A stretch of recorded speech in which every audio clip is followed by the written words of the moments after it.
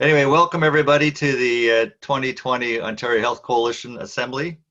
An exciting experience and an amazing time, actually. Here we are, we're meeting in the midst of one of the worst health crises of this century. A crisis where the Health Coalition has played an instrumental role in Ontario, and that's thanks to all of your help and the help of the staff. So we have a very exciting day planned. We have 300 people registered.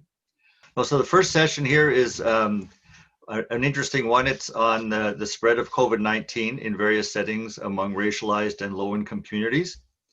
There will be time for question and answer at the end. Hopefully, it's going to be quite tight. If you have questions or comments, put them in your chat box. If you go to the bottom of your screen, you'll see where it says chat. And if you click on that, it brings up a bar you can write in. So if you have questions or comments, put them in the chat and we'll get to the ones that we can. At the end of the hour, for the last 15 minutes, we're gonna have a discussion from Natalie on a report of the last year's activities. Then we're gonna go into breakout sessions. And after lunch, we're gonna come back and have a discussion on the action plan for the next year, since our years are always interesting, and this one looks like it's gonna continue to be one that's very interesting. So I think we should just get started. It's time. And we have a great panel of people who know a lot about what's happening with COVID in Ontario. So we're going to start with Megan Lee. Megan is the campaign and project coordinator for the Ontario Health Coalition. From mid-March, she's been working with Natalie, our executive director, to research the outbreaks in healthcare settings. I'm sure you've all seen those tables that have come out. They've got a lot of press. It has actually in some ways set the agenda for Ontario in the seriousness and the coverage of COVID. And Megan has put tireless work into doing that. So Megan, you're unmuted, please go ahead. Hi, so as it was said, I will be discussing tracking the spread of COVID-19 in health and congregate care settings. So I'll start with our latest findings. Ontario currently has 187 COVID-19 outbreaks in healthcare settings that we found. 24 of these are in hospitals, 85 are in long-term care homes, and 47 are in retirement homes.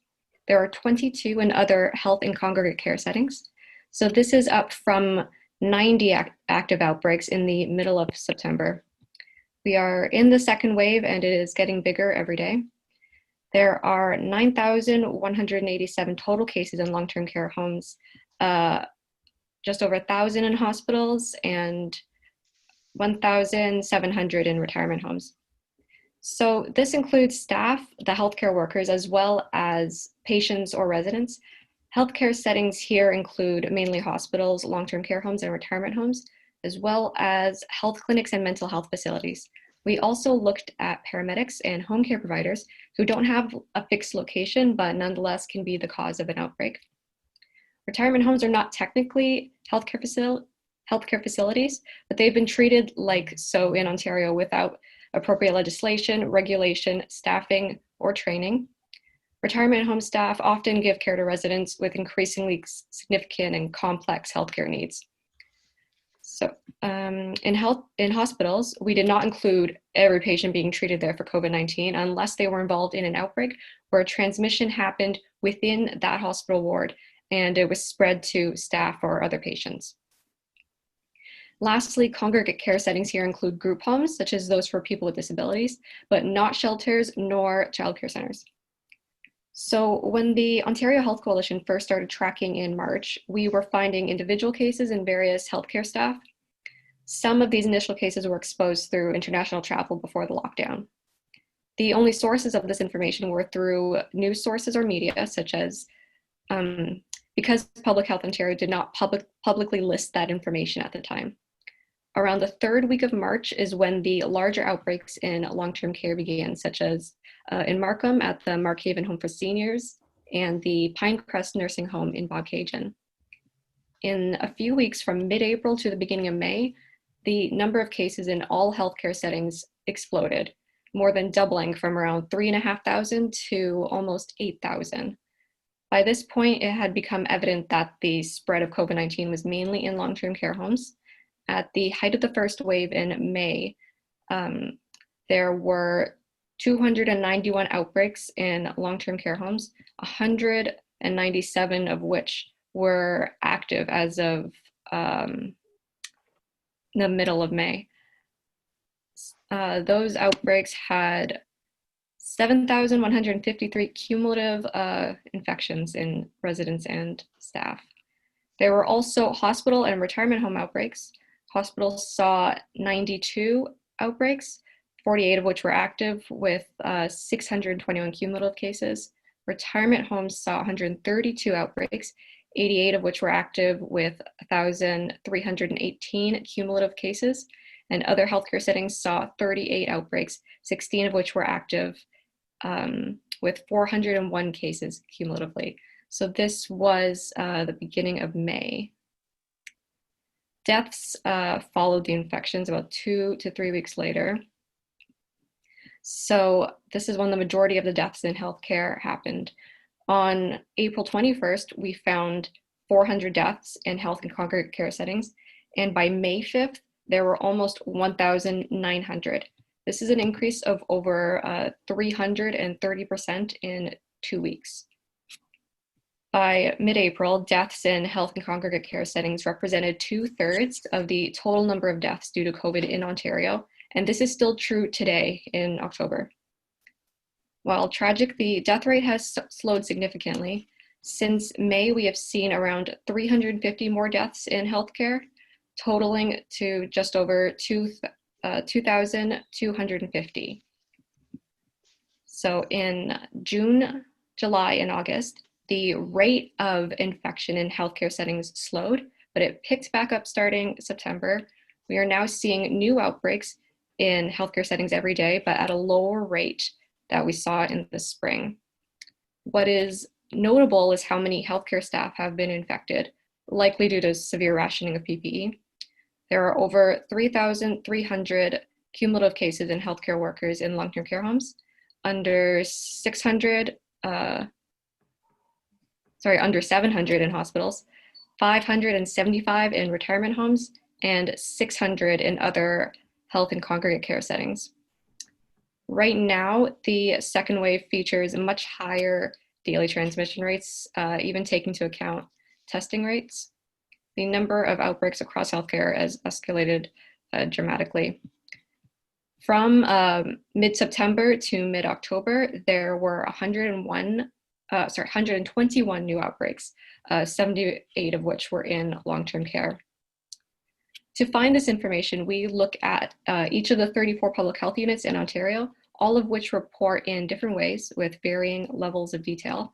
Over the last 8 months, most of the public health units changed multiple times the way that they reported local COVID-19 cases. A handful of the public health units still do not provide breakdowns of how many cases there are in staff or patients and residents within each home or healthcare setting. One such change is in Toronto Public Health, who at some point over the summer just stopped reporting long-term care outbreaks and now only give details about outbreaks in hospitals and retirement homes. You can still find some information on Toronto long-term care homes through the Ontario Ministry of Long-Term Care, but you have to consider that it will only say the number of active cases, so you don't know how many people were infected cumulatively. And for outbreaks with less than 5 staff or less than 5 residents, they do not say the exact number of cases, just that it is less than 5. The ministry also does not report how many outbreaks each home has had. By our last count, we have found 139 long-term care homes, so just long-term care, not retirement homes or anything else, that have had multiple outbreaks since the beginning of the pandemic. We are now seeing homes that have had 2, 3, or even 4 outbreaks in total.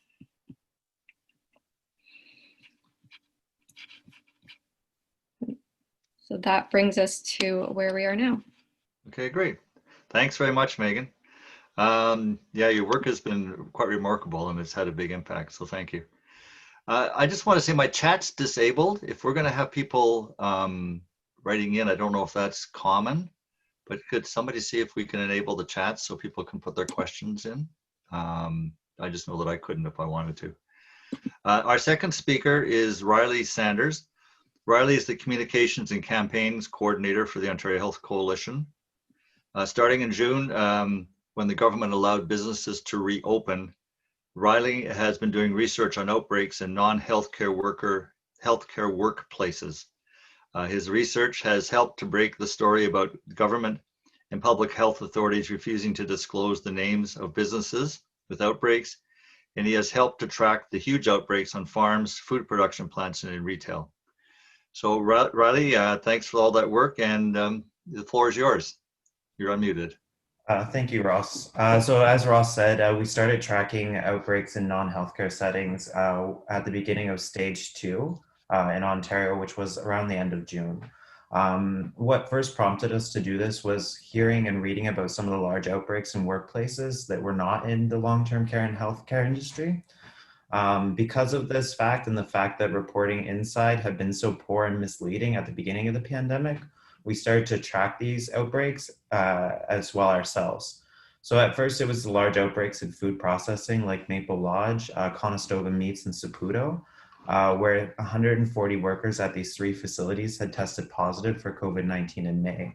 That first drew our attention, but as we researched further, we found devastating outbreaks in social services, like in Toronto's Willowdale Welcome Center, a refugee center of congregate living, where 24 of their staff and 180 of their 200 residents had tested positive for COVID-19. We also heard from our members who work with the homeless population that there were huge outbreaks in shelters and that their programs had been limited or shut down, forcing the homeless to shelter in public parks in order to avoid shelters. They were unable to properly house the residents while keeping social distancing. This resulted in huge outbreaks in the homeless shelters. So by mid-June, Toronto had reported over 600 cases associated with outbreaks in homeless shelters, as well as 4 deaths of some of the people who use these homeless shelters in their programs. We also found that the highest number of cases outside of healthcare was in our migrant agricultural workers, which Tracey is going to speak about more in detail at a later time. We also found that at this point in the pandemic, even though reporting in healthcare settings had been improved a lot, and they were starting to release the cases and business names by most public health units, when we were searching for the outbreaks in other workplaces, we were shocked to find that extremely large outbreaks with unknown potential for community spread were not being reported. And we were only able to find information if media had unearthed it or if the company itself was releasing the information. For example, we found that large companies like Loblaws, Metro, and other retail chains were more willing to share their cases with the public than manufacturing and other industries. We also found that some of the unions were tracking their workers' cases, such as in public services like public transportation, corrections, and the LCBO. So unionized workplaces and unions were tracking it at the same time as well. By mid-July, as most of Ontario began to enter stage 3, which allowed restaurants and non-essential services to reopen, we issued our second report and found that for the most part, reporting had not improved. In fact, only 3 public health units were reporting workplace outbreaks and clusters outside of healthcare facilities.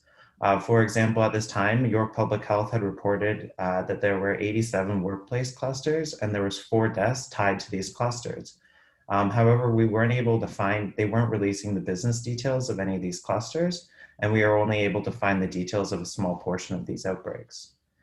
So as most of Ontario, minus the big cities like Ottawa, Toronto, Durham, Peel, as well as areas with a large amount of migrant agricultural workers like Windsor Essex were starting to reopen, public health was still reporting 113 active outbreaks with 271 cumulative outbreaks since the beginning of the pandemic.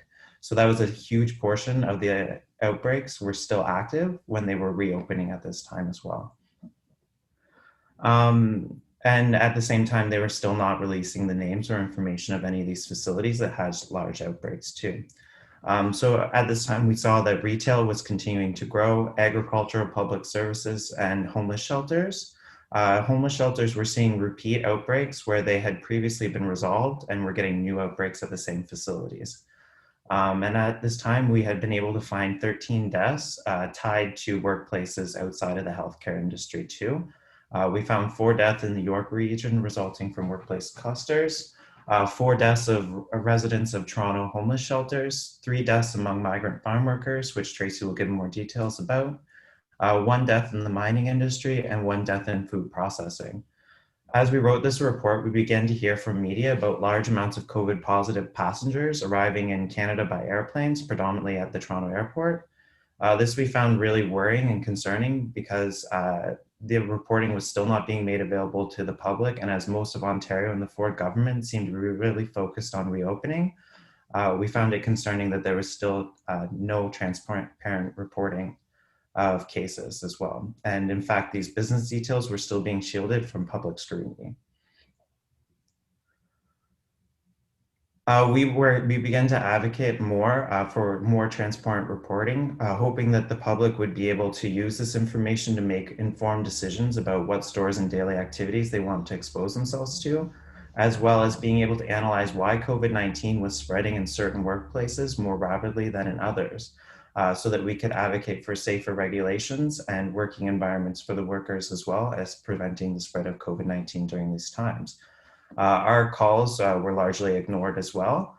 And by the time of our next report, all of Ontario had entered stage 3, despite the fact that public health was reporting that there were still 87 active outbreaks in workplaces outside of the healthcare industry, which was about 17% of all cumulative non-healthcare industries since the beginning of the pandemic. So that's still a huge portion of active outbreaks in workplaces.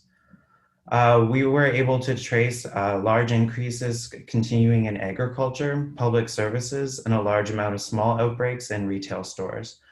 We were also finding that public health was still refusing to release the business information. A tragic example of the importance of transparent testing came up when the Star exposed an outbreak at FGF Bakeries, which has a couple of facilities in Toronto and had a huge outbreak with 184 cases and 1 staff member who had passed away from the virus in May. So that had occurred in May, and the outbreak was resolved in June 24th, but it did not get exposed by the Star until mid-August. So as media and other organizations looked into this outbreak, they found that the company had had a bad history of working conditions, that the permanent staff did not have a lot of sick time, and that they had a relatively large portion of temporary workers who had no sick time originally at the beginning of the pandemic. Also, workers reported that these temporary staff in particular had probably had to come to work while ill, which may have contributed to the huge spread of COVID-19. Despite this example, a lot of public health continued to not release the business details, even though they started to release the numbers and the cases in the industries. They still wouldn't give the names or the details of any of these businesses. At this time, though, a lot of media focus was faced on schools as schools were about to open, and that was the main focus of a lot of media at the time then too. At the beginning of this, we saw that summer camps had opened, and in the first couple weeks of summer camps opening, we saw a swift uptake in the number of cases in summer camps as too. At the same time, British Columbia, which had earlier reopened and had peaked in their first wave much faster than Ontario, was now experiencing record high cases, similar to the height of their first wave, which was pretty worrying as we still didn't have any transparent tracking and we were preparing to open schools. Then our next report was near the end of September, and we saw that municipal government leaders began to echo our call for transparent reporting. In particular, the mayor of Brampton asked for transparent details of business details, as well as Toronto's Board of Health. At this time, most media again was still focused on cases in schools, and we saw schools open across the province. This was actually being reported by the provincial government, where they were releasing the cases at the schools. However, they changed the definition of an outbreak for schools to be only 2 or more cases with a known epilink, which means that a student interacting with another student or being in the same class. This allowed schools to avoid outbreak protocols and closures, as it was harder for them to declare an outbreak. During the first couple of weeks of school, we saw that the cases started doubling predictably as schools began to open up. We also saw other industries increase as well. However, we did see that there was a slowdown in some industries, but some of our advocates in those industries advised us that it may be underreported, and Tracey will probably cover that as well in her speech. Also, wait times for COVID-19 testing peaked as schools opened up, so that may have also led to the underreporting of these cases. In our most recent report, which hasn't been released yet, we found that there's been a 38.63% increase in cases in workplaces compared to the 26.56% in the general public. So as we know, we're going through our second wave now in Ontario. In the general public, the rate of increase in cases is 26.56. In workplaces outside of the healthcare, their cases have increased by 38.63%, which is pretty dramatic. The largest increase in cases obviously is going to be schools and daycare centers. The cases in students in schools increased 335% since September 22nd until the middle of October. So this is a huge increase. And as of October 16th, schools and daycares were reporting 100 cases per day. This makes up a huge portion of our daily cases. Approximately around 15% of the daily cases came from schools. Retail industry also experienced huge increases in cases. We were able to find a huge amount of cases. There was also an increase of 47.95% increase from September 22nd to the middle of October. Most of these outbreaks were only a few cases. However, there was large and ongoing outbreaks in grocery distribution centers, and of course the famous Spinco gym in Hamilton, which had 51 cases of COVID-19 spread throughout it as well. So even with all these troubling statistics and outbreak, the Ford government still has failed to release or implement a comprehensive and proactive plan to protect Ontarians from COVID-19. And what little regulations had been put in place have been done in a very ad hoc, reactionary, and contradictory manner. Reporting is still not improved and business details are still not being released, not allowing us to track or make any kind of informed decisions about the spread of COVID-19 in workplaces. Oh, are you done? Yep. Okay, great. Thanks, Riley. Appreciate it. I just want to say that, the work that Riley and Megan have done in this transparency is just so important for public policy and for protecting the health of workers and patients. And it's also the work that everybody in the coalition has done by reporting that to our staff and making issues public. So I think we've just played this huge role in improving accountability and transparency and protecting people. And I think everyone deserves a thank for that. Thank you for that. Our next speaker is Sane Dube. Sane is the Policy and Government Relations Lead with a focus on Black health at the Alliance of Healthy Communities, which represents community health centers in Ontario, among other organizations. Their equity work has been instrumental in so much that we take all our time, that it would take all our time just to cover it here, but it includes advocacy for equity and access to healthcare services and social determinants of health, for race-based data on COVID-19, mobilizing and a meaningful response to racism, colonialism, poverty, inequity, and much more. So Sane, we're pleased that you're here with us today, and your mic is unmuted, please. Thank you. Good morning. Thank you so much, Ross. How is everyone today? I hope you're well. I am going to be the person who does a PowerPoint presentation, so I will annoy you this morning with a PowerPoint presentation, but bear with me. Okay, so as Ross said, I'm at the Alliance for Healthier Communities, where we work really to address health inequity. And we understand that there's about 20% of Ontario's population that faces really high barriers to accessing equitable healthcare. And our role as an organization is to work to advocate for policies and changes in the healthcare system that lift up that 20%. So I'm going to start just by talking a little bit about what we know and what this government, the response has been to COVID. So we know that, Riley and Megan's presentation touched on this really, that COVID hasn't flattened the disparities that we know existed. It has actually amplified them. The inequities that were in place in the health in Ontario before the pandemic have just gotten worse. And part of this is really because of structural inequality that exists. And we know that the inequities are putting many racialized people, immigrant populations at higher risk of both contracting COVID and then to having worse health outcomes. So people are more likely to contract it and then to also be more ill and have more harms come their way. So I just wanted to touch on this. I'm not going to read the whole definition that the World Health Organization has for equity, but I do want to highlight what's underlined here, that equity is the absence of avoidable, unfair, or remediable differences. And this is really important because our province's response has actually not addressed these issues that are driving numbers in certain places. These are things that could have been prevented, but nothing has been done really to address what COVID is looking like. And I do want to point just quickly to this.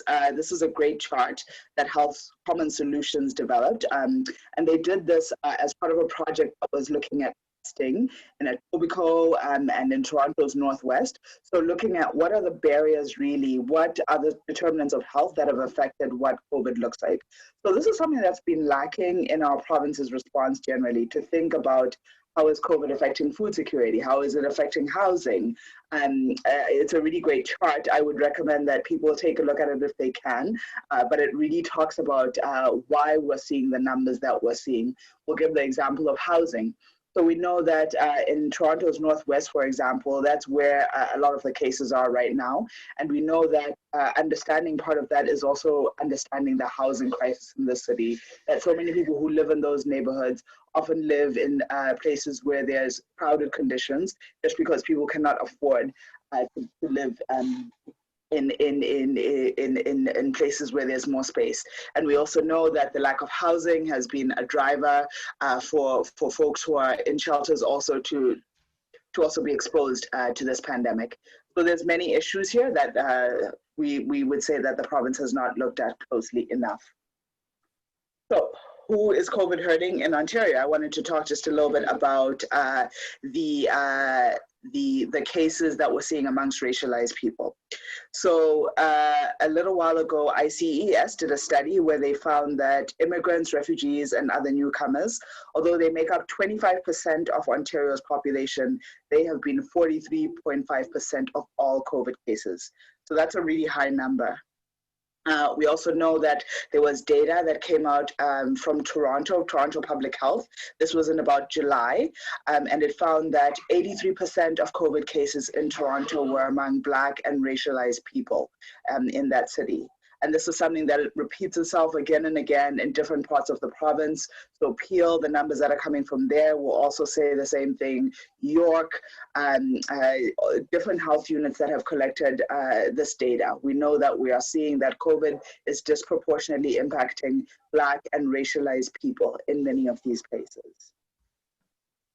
I wanted to show you this map, which comes from, this is a website, howsmyflattening.ca. It's run by professors, I believe, at the University of Toronto. I would recommend people take a look if they haven't already. They collect a lot of charts and do a lot of studies just to better understand what the pandemic is looking like. And so this one actually looks at, I went too far there. Okay, this one actually looks at the distribution of COVID cases by neighborhood. And we can see a very clear link between people who live in lower income neighborhoods and also people who are racialized. They use the term visible minority, but I'll use racialized. We see that there's definitely links there, and that those people are more likely to be exposed to COVID, to have higher cases, and to have bad outcomes. All right. And I will show just this map really quickly. This is one that this slide came out of Toronto as well. So Toronto, as I said before, is one of the public health units that pretty early on did make a commitment to collecting data. They have been releasing this data, and it's been really useful for us to see who COVID is impacting. So again, here you can see that it's really Black and racialized people are disproportionately impacted. So for example, Black people in Toronto make up 9% of the city's population, and yet at the end of September or mid-September, they represented 23% of the COVID cases. The same again, where you can see for folks who are South Asian or Indo-Caribbean background, 13% of the city's population, and yet represented 20% of all the COVID cases. If you compare to folks who are white in the city, 18%, they make up 18% of the, they make up 48% of the population, but only 18% of the cases. So you can really see how COVID is impacting some communities more than others. This is a slide also from the Toronto data, which looked at the racialized groups that are overrepresented in COVID cases. So you'll see here, Arab, Middle Eastern, Black folks, Latin American people, South Asian, Indo-Caribbean, Southeast Asian. The groups that are underrepresented include East Asian folks and white people. So again, just showing who COVID is harming the most. And I'll show this map really quickly, and I apologize. I know that a lot of my data that I'm showing here is Toronto data. It's not for the province, but I think that what we're seeing in Toronto really teaches us really important lessons. So this is a map that shows percent positivity by neighborhood. So percent positivity is basically, many of you will know, the percentage of the people who are testing positive in that neighborhood compared to per 100,000 or compared to the general population. So early on in the pandemic, in about March or April, the guidelines were released on when we should be worried about percent positivity. So generally, anywhere between 1 to 3% percent positivity is nothing to worry about. Once you get to 3%, that's where we had the first lockdown and that we had in early March. So anywhere above 3% is usually very much cause for concern. What we've seen in Toronto in the last little while is that there are some neighborhoods where we are seeing percent positivity of between 10% and 15%. And yet this has not been, it was not widely reported until the Toronto Star broke this in a story. So again, going back to that transparency issue. And even what we've seen is that in places where there is that high percent positivity rate, where there's that between 10 to 15%, we haven't necessarily seen resources being directed to those communities to address the spread of COVID in those communities. And when we lay this map of, so if you're looking at the map here, the darker areas will be where we have higher percent positivity rate. And what we also know is that these are areas that are predominantly populated by racialized communities live in those neighborhoods.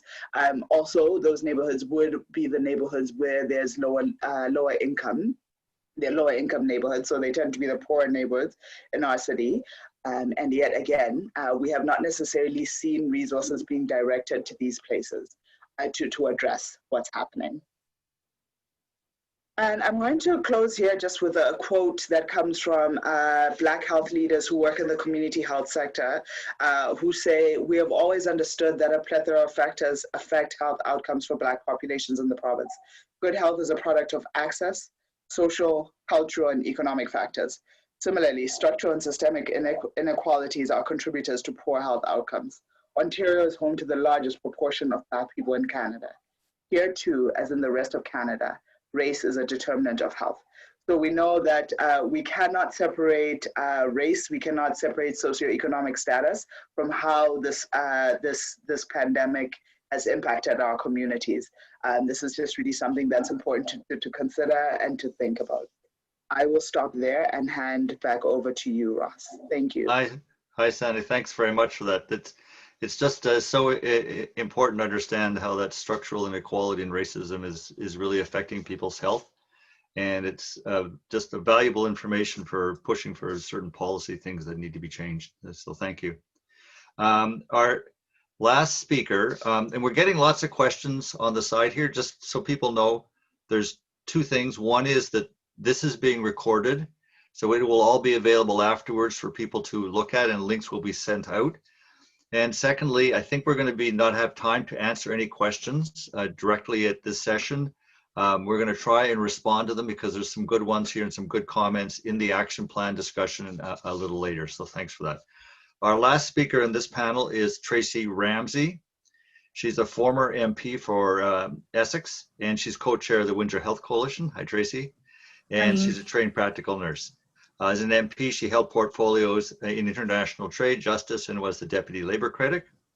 Since the last election, she's worked tirelessly with the Health Coalition in Windsor Essex and has advocated for the rights of migrant farm workers in her region and beyond. So hi again, Tracey, and you're unmuted. The floor is yours. Good morning, Ross. Good morning, everyone. Thank you so much to Megan and Riley and Sane for your wonderful presentations. You know, I think there's a theme throughout our panel this morning, and it really is about the fact that we've exposed how vulnerable groups have been treated in the pandemic. And, you know, when we look at healthcare workers working in their horrific conditions, wearing garbage bags to protect themselves, while greedy employers were raking in huge profits, there's another group of vulnerable workers who have experienced something similar, and that is migrant workers. These are racialized workers, and they do not have equal rights in Ontario or Canada. You know, there's this picture of where our food comes from in Ontario that's been carefully painted, of family farms. You know, when we walk through our grocery stores, we see these things hanging, you know, in the produce section about the family, mostly white farmers, you know, and that's the image that we really have about where our food comes from. But nothing could be further from the truth. We know that our farms are filled with tens of thousands of migrant workers that come each year from Mexico, Guatemala, Jamaica, Trinidad, many other countries in the global south and the Caribbean. And we know that these workers are coming to harvest our food. They are responsible for growing it, and their pictures should be the ones that are hanging, but this isn't the story that's been carefully crafted. So these workers have been in substandard conditions with less rights as workers than any others in Ontario for years. And the Ford government is aware that they have less rights and that there are nearly 100 loopholes and exemptions in the Labor Standards Act.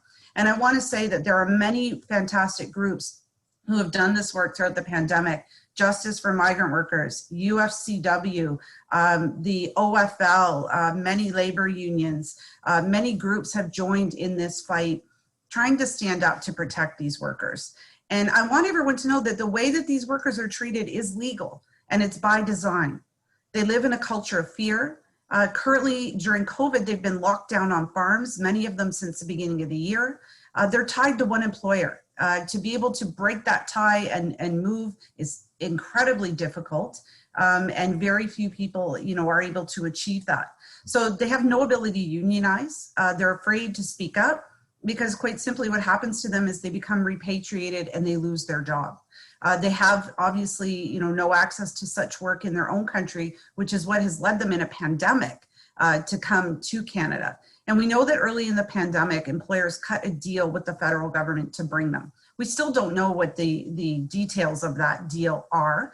We know that they were meant to quarantine for 2 weeks upon arrival, but we also know that they allowed employers to enforce that quarantine themselves. And we know that not all employers followed these rules.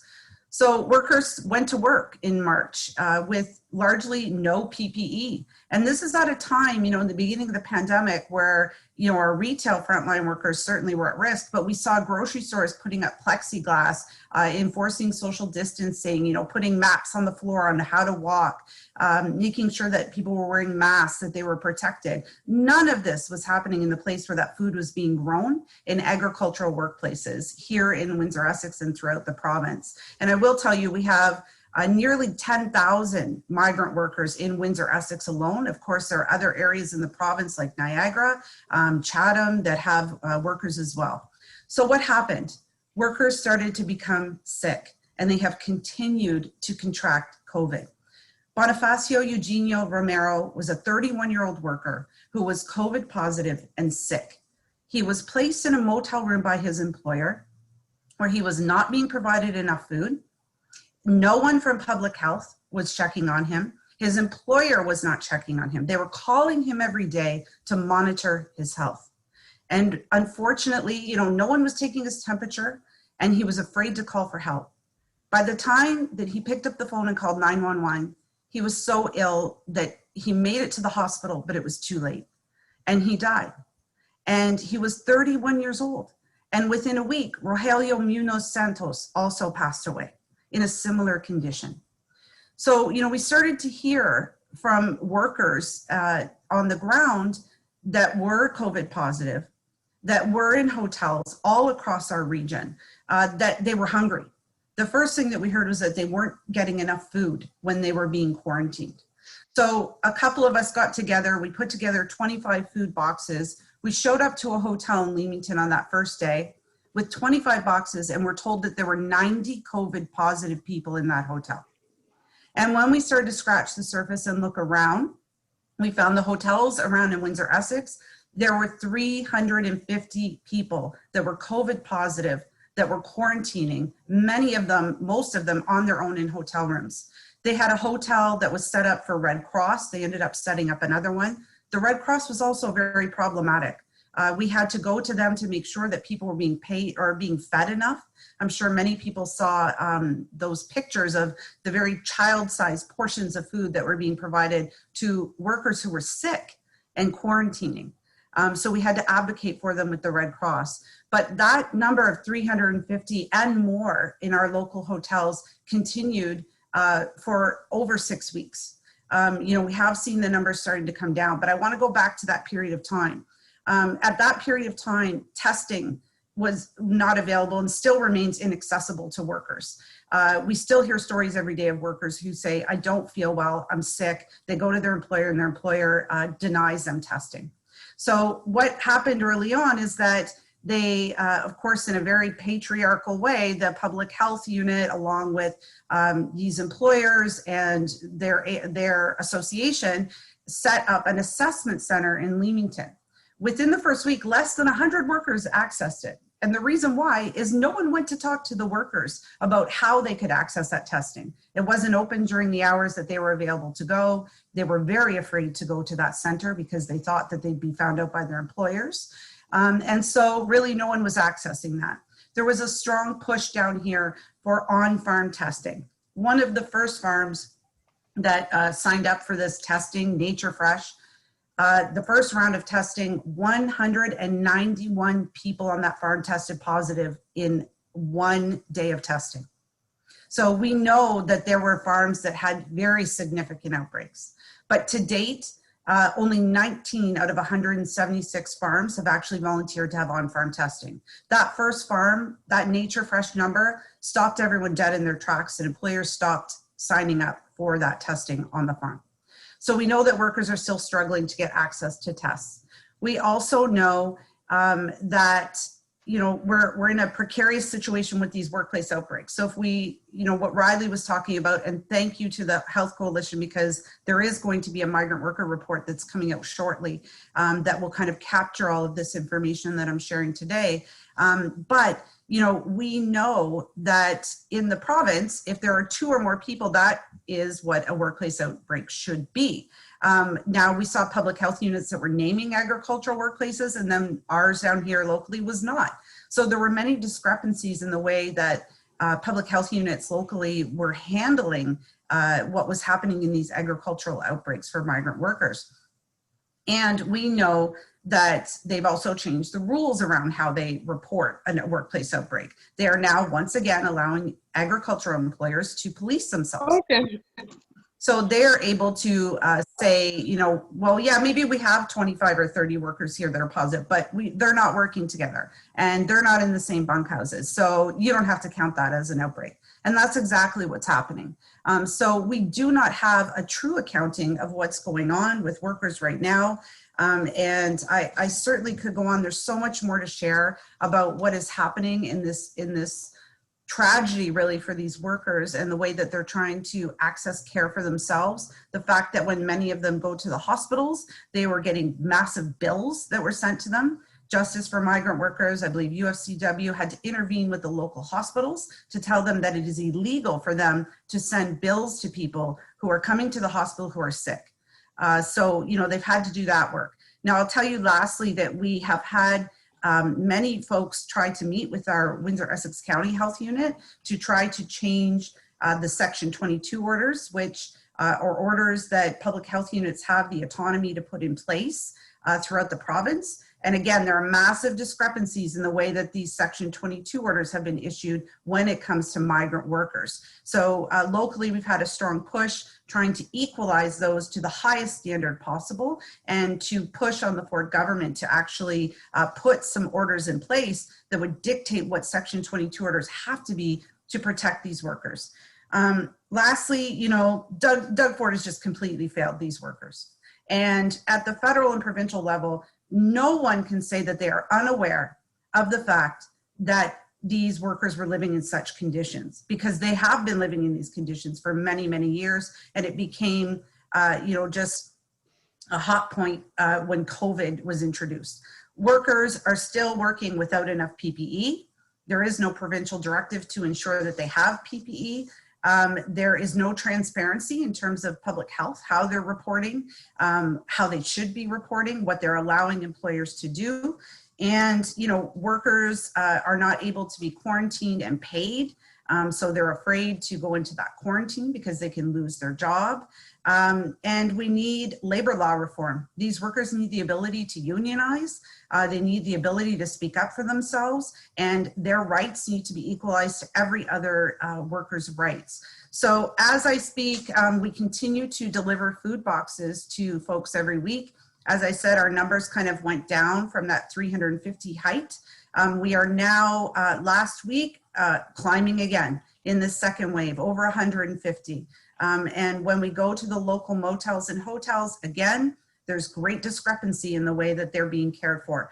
Public health has basically a policy that says that they may check on people who are COVID positive. It does not mean that they check on everyone, and they are not checking on all of the migrant workers. So thank you so much, everyone. Okay, thank you very much, Tracey. That has been so much work. I mean, I just hear about those stories, and it's tragic, and I'm glad that people are taking the time to both help out personally and just push that issue so much. So your work and the work of those workers and the unions has been invaluable. I'm now going to go to Natalie, our executive director, and ask her to go over an annual report and set up the action plan. Hi, Natalie. Hi, everyone. Thank you so much to the panelists. I think you've really given us an amazing grounding for the day, and really, I think laid out for people both how COVID-19 is spreading and also the inequities that people may not be completely aware of in the spread of COVID-19 and who it's affecting, who is dying as a result, and how it's informed a lot of our work over the last number of months. We don't have time to do the action plan and the annual report. I'm skipping the annual report. I think a lot of you know the work that we've done.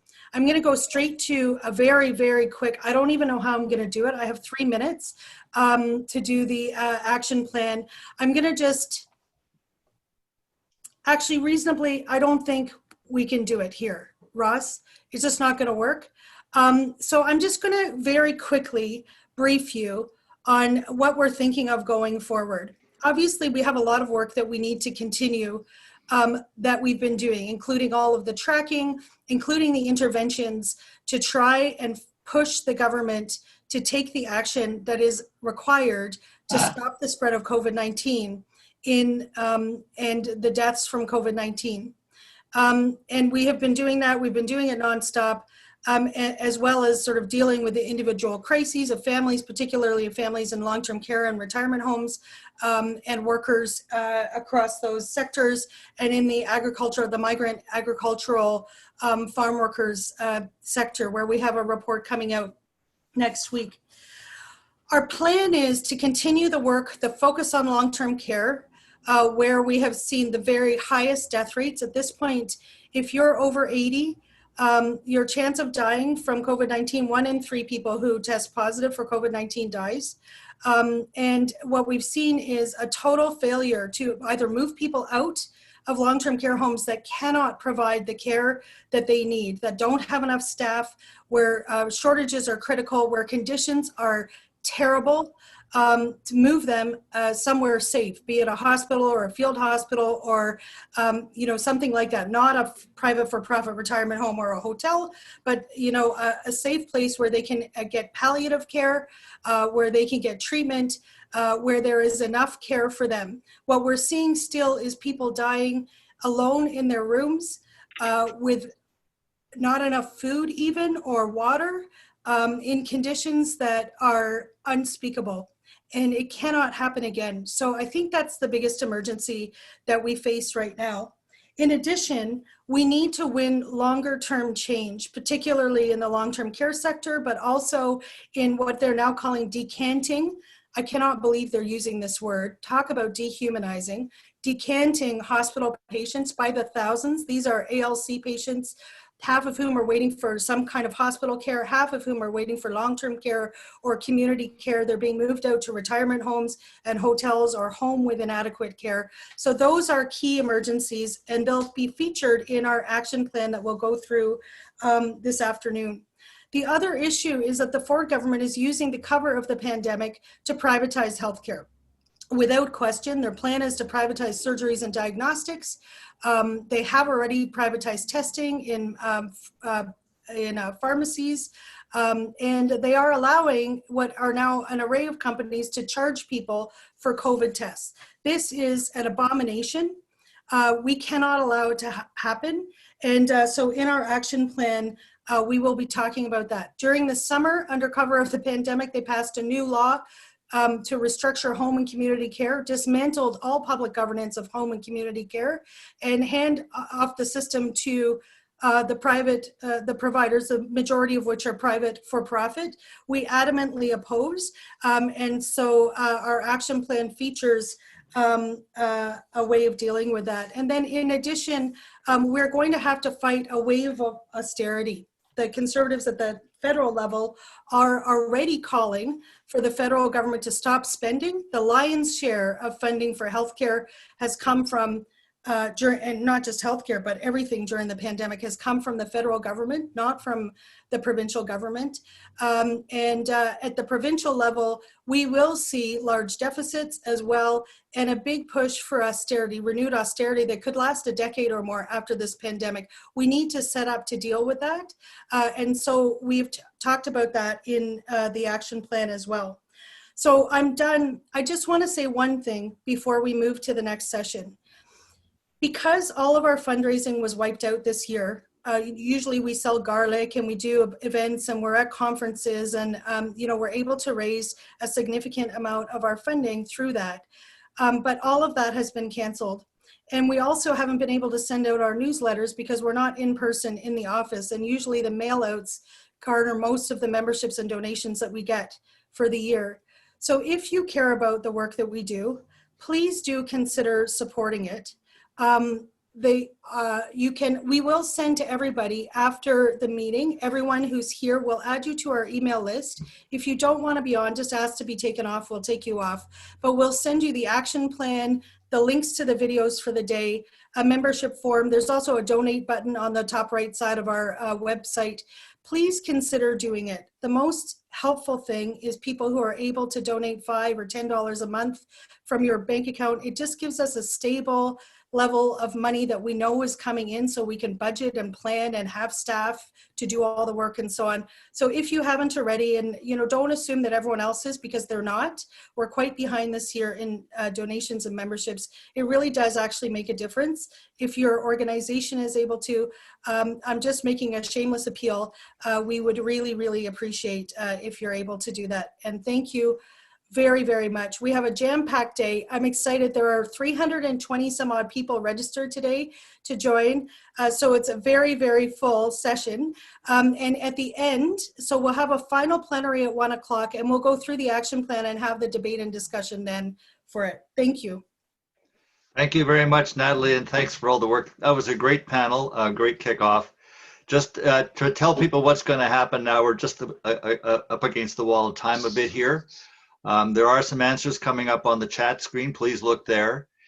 If you have pre-registered and you're in the waiting now, you will just be automatically shifted to the next session that you were going into.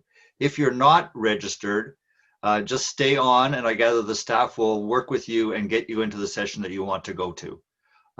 So once again, everybody, thank you very much. I hope you have great breakout session discussions, and I'll talk to you after lunch. Okay, bye-bye now.